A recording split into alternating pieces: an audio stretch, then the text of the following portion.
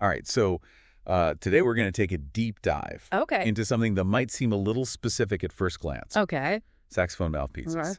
But these things, they're more impactful than you Okay. might think. Absolutely. We're talking about the unsung heroes that shape the sound. Yeah. Some of the most iconic music we know and love. For sure. It's fascinating how such a seemingly simple object can have such a profound effect on a musician's sound, you Yeah. know? A well-crafted mouthpiece. Yeah. It can unlock new levels of expression. Totally. Allows them to really connect with their instrument. Exactly. And speaking of well-crafted mouthpieces, you shared some Ah. articles and notes about JodyJazz mouthpieces. And I thought, since you're a sax enthusiast yourself, Yeah. we could unpack this together Absolutely. and explore how this brand rose to prominence Yeah.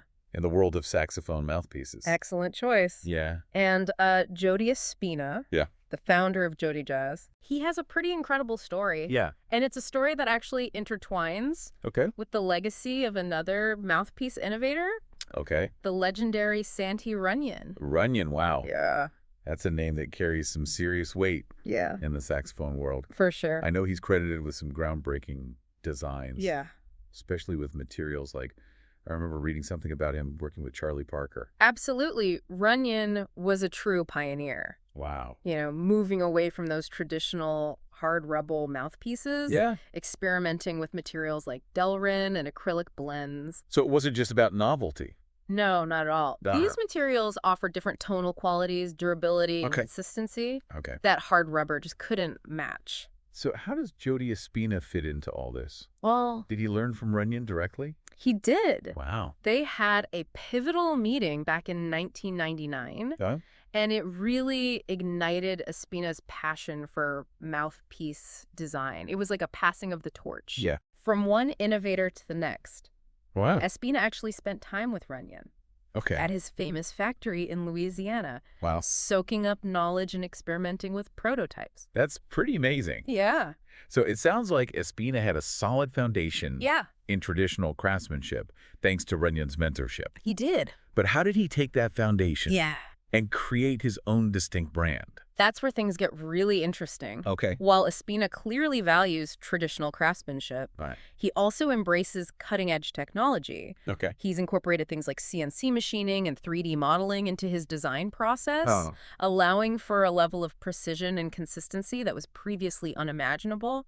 So he's blending the best of both worlds. Yes. Old school craftsmanship with modern technology. Exactly. I'm guessing that's part of what makes JodyJazz mouthpieces so unique. Precisely. Okay. It's this combination of tradition and innovation that allows him to create mouthpieces that are not only beautifully crafted, But also highly consistent and responsive. okay, but how does all of this translate into the actual playing experience? Yeah. I'm sure saxophonists listening are curious about the specific qualities Sure. that set JodyJazz mouthpieces apart. You're right. One example is the DV series, Yeah, the DV series. which you mentioned in your notes. Yeah. Espina designed this series with the golden mean proportion in mind. Hold on, golden mean. Yeah, Isn't that a mathematical concept? it is. How does that relate to a mouthpiece? It might sound unusual, Yeah. but Espina believes that applying the golden mean to the proportions of the mouthpiece Okay. creates a sense of balance and harmony in the sound. Wow. Think of it like architectural principles Okay. being applied to a musical instrument. So it's not just about aesthetics. Yeah. It's about the actual acoustics and how the sound waves resonate Exactly. in the mouthpiece. And it seems to be working. Yeah. The DV series is known for producing a full, rich tone with excellent projection. And many saxophonists swear by its unique qualities. This is all so fascinating. Yeah. It's clear that there's a lot more to these mouthpieces Mm-hmm. than meets the eye.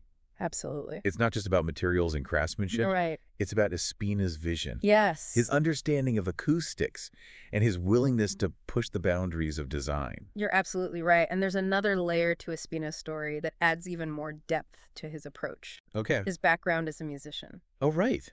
I remember reading that he's not just a craftsman. Yes. He's an accomplished saxophonist himself. He is. Didn't he even share the stage with some big names in the jazz world? He did. We're talking legends like Mel Torme and Louis Billson. Wow. Yeah, and his performance career wasn't limited to jazz either. Oh, wow. He's played in everything from Broadway pit orchestras to contemporary ensembles. Wow, that's a diverse range of musical experiences. It is. So how do you think his background as a performer Yeah. has influenced his work as a mouthpiece designer? That's where Espina's story takes on another dimension. Okay. It's not just about applying theoretical knowledge. Yeah. It's about drawing from his own lived experiences as a musician. So he's not just building mouthpieces. Right. He's crafting tools that he understands intimately because he's been on the other side of the instrument. And that perspective is invaluable. Yeah. It allows him to design mouthpieces that truly meet the needs of musicians because he understands those needs firsthand. It's amazing to think about how all of these threads, Runyon's mentorship, Espina's embrace of technology, his diverse musical background, all come together to create something truly unique and impactful in the world of saxophone mouthpieces. And it doesn't stop there.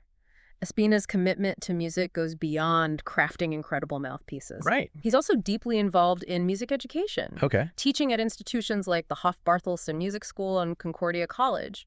So he's passing on the torch in another way. Yeah. Not just through his designs, but through his teaching and mentorship of young musicians. Precisely. He believes in nurturing creativity Wow. and fostering kindness within the music community. That's great. And he doesn't just lecture. He leads by example.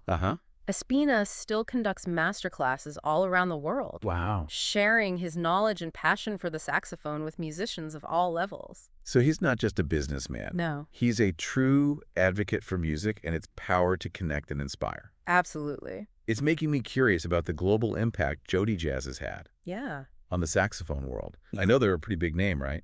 JodyJazz mouthpieces are used by some of the biggest names in the saxophone world, like George Garzone, Kirk Whalum, Jeff Coffin. Okay. And they're not just popular among the elite. Yeah. The brand has a global presence in over 300 stores. Wow. Making their mouthpieces accessible to a wide range of musicians from beginners to seasoned professionals. That's impressive. It's clear that JodyJazz has made a significant mark. For sure. On the saxophone world. Yeah. I'm already starting to understand why. Yeah. But before we dive further into their impact, I'm curious what stood out to you so far about Espina's story and the philosophy behind JodyJazz. You know, for me, it's the combination of heritage and innovation that really resonates. Yeah. It's clear that Espina respects the traditions of mouthpiece design while simultaneously pushing the boundaries with new technologies and ideas. Right. That balance is quite remarkable. I agree. And it's inspiring to see how he's using his platform not just to build a successful business, but to give back to the music community through education and mentorship. Exactly. It's clear that he's deeply passionate about music and its power to transform lives. All right. We've talked about Espina's journey, his innovative approach to design, and his commitment to music education. I'm ready to go deeper into the world of JodyJazz mouthpieces themselves. Perfect. Knowing that Espina was mentored by Santy Runyon. Right. It's interesting to look at how he incorporated Runyon's innovative use of materials in his own designs. Okay. Let's explore that further. Let's do it. Runyon's innovative use of materials like Delrin and acrylic blends, really set the stage for modern mouthpiece design. Yeah. It's interesting to see how Espina has carried that torch forward, even incorporating those materials into some of his JodyJazz models. So it's not just about continuing a legacy. All right. It's about recognizing the inherent value of these materials. Yeah. And how they contribute to the sound and the feel. Absolutely. Take the JodyJazz JET mouthpiece, for example. Okay, the JET. It's crafted from Delrin, and it's known for producing this bright, focused sound with excellent projection. It's a popular choice among saxophonists who play contemporary styles like funk rock and smooth jazz. And I'm guessing the use of Delrin also makes it super durable. Absolutely. It's incredibly resistant to scratches, chips, and temperature changes. Wow. Making it a really reliable choice for musicians who are constantly on the move. Okay, so materials are clearly a big part of the equation. Yeah. But what about the actual design of the mouthpiece itself? Right. I know there are all these technical terms, baffles, chambers, tip openings, that can be kind of confusing. Sure. I'm sure saxophonists listening are curious about how these elements come into play with JodyJazz mouthpieces. You're right. Those are crucial elements that shape the sound and the playability of a mouthpiece. Okay. Let's start with the baffle. Okay. It's essentially a ramp inside the mouthpiece that directs the airflow.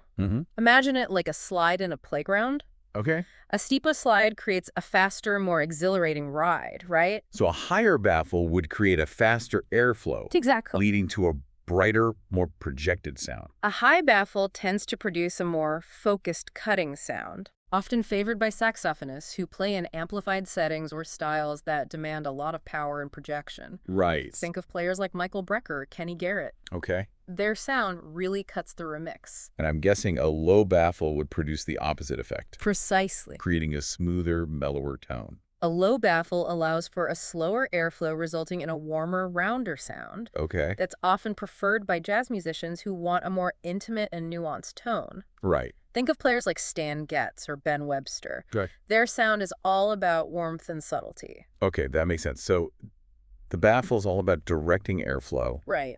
And shaping the overall tone. Right. What about the chamber? What role does that play?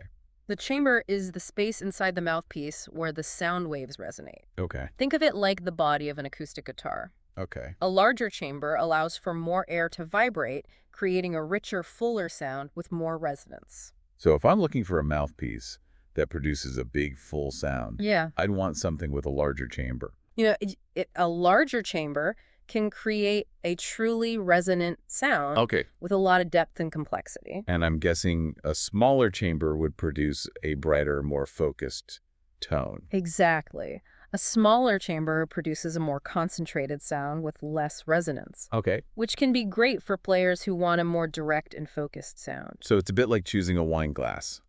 Oh. A large, wide bowl glass allows for more aromas to develop, creating a more complex and nuanced flavor. Right. While a smaller, narrower glass focuses the aromas, creating a more intense and concentrated experience. That's a fantastic analogy. Yeah. It perfectly captures the idea that the size and shape of the chamber significantly impact the tonal qualities of the mouthpiece. All right, last but not least, we have the tip opening. Yes. I know this refers to the distance between the tip of the reed and the tip of the mouthpiece. Right. But how does that affect the playing experience? The tip opening affects the resistance the player feels when blowing into the mouthpiece. It's a crucial factor in determining how easily the reed vibrates. Right. And how much air pressure is required to produce a sound. Okay. A smaller tip opening creates more resistance, making it easier to control the airflow and produce a precise, focused tone. So a smaller tip opening might be a good choice for a beginner who is still developing their embouchure and breath control. It provides a sense of stability and allows for a more controlled playing experience. And I'm guessing a larger tip opening would require more air pressure, Precisely. offering greater dynamic range and a more powerful sound. A larger tip opening allows for more airflow, which translates to a bigger, bolder sound with greater dynamic flexibility. It sounds like finding the right tip opening is all about striking a balance. It is. Between control and expressiveness. Absolutely. It's a very personal choice. Yeah. That depends on the player's embouchure strength, lung capacity, and stylistic preferences. This is all so fascinating. It's amazing to think about how much nuance and detail go into designing a mouthpiece that meets the specific needs of different musicians. It truly is a testament to the art and science of mouthpiece design. Yeah. And it's a reminder that choosing the right mouthpiece is a very personal decision. Right. There's no one-size-fits-all solution. So if I'm a saxophonist trying to choose a JodyJazz mouthpiece, what advice would you give me? Where do I even begin with all these options? Well, we've already talked about some of the key factors to consider, like your playing style, skill level, and tonal preferences. Right. But it's also important to think about the specific characteristics of different JodyJazz models. For example?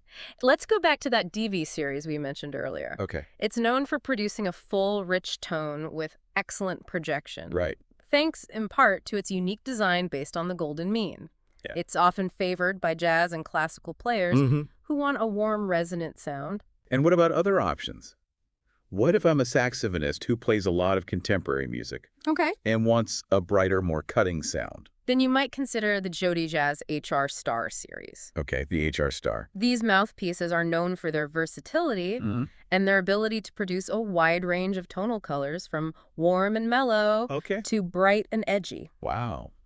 They're popular among players who perform in a variety of styles. Okay, so the DV series for a warmer, more traditional sound, and the HR Star series for a brighter, more versatile sound. Exactly. But what if I'm still unsure? What if I want to try out different models before making a decision? That's a great idea. Many music stores have a selection of JodyJazz mouthpieces that you can try. Right. It's the best way to get a feel for how different models respond to your embouchure and playing style. And I imagine seeking guidance from experienced saxophonists or educators can be invaluable. Absolutely. They can offer personalized recommendations based on your specific needs and goals. Don't hesitate to reach out to your saxophone teacher or other trusted musicians who can offer their insights and help you navigate the world of JodyJazz mouthpieces. So it's not just about reading reviews online. It's about getting hands-on experience and seeking expert advice. Exactly. It's a journey of discovery. And finding the right mouthpiece can be a truly rewarding experience.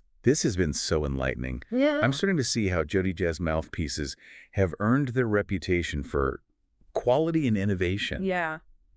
But beyond the technical details, it's the story behind the brand, the combination of tradition and innovation, and Espina's deep passion for music that really stands out to me. It's that human element that elevates JodyJazz from a mere brand to a true force in the saxophone world. And speaking of that human element, we've touched upon Espina's mentorship under Runyon and his own work as an educator. I think it's fascinating to consider how those experiences might have shaped his overall approach to mouthpiece design. You're right. That connection between mentorship, education, and design is definitely worth exploring. It adds another layer of depth to Espina's story and the legacy he's building with JodyJazz. Let's dive into that next. Let's do it. It's amazing to think about the ripple effect of mentorship, in any field. But especially in music. As Espina learned from a legend, Santy Runyon, and then went on to mentor countless musicians himself, both through his teaching and through his designs. It's a beautiful cycle of knowledge and inspiration being passed down through generations. And I think that spirit is embedded in JodyJazz mouthpieces themselves. They're not just tools. They're vessels for musical expression, each one carrying a bit of that legacy. That's a really poetic way to put it, and I think you're right. There's a sense of history, of craftsmanship, and of musical passion that comes through in these mouthpieces. And let's not forget Espina's own experiences as a performer. He's been on both sides of the equation. He knows what it's like to struggle to find the right mouthpiece. To search for that perfect sound and to crave an instrument that feels like an extension of yourself. So he's not just designing from a theoretical standpoint. He's designing from a place of deep empathy. And understanding for the needs of musicians. Exactly. And I think that's one of the things that sets JodyJazz mouthpieces apart. They're not just well-crafted. They're deeply personal instruments designed to help musicians find their own unique voice. That's a powerful idea.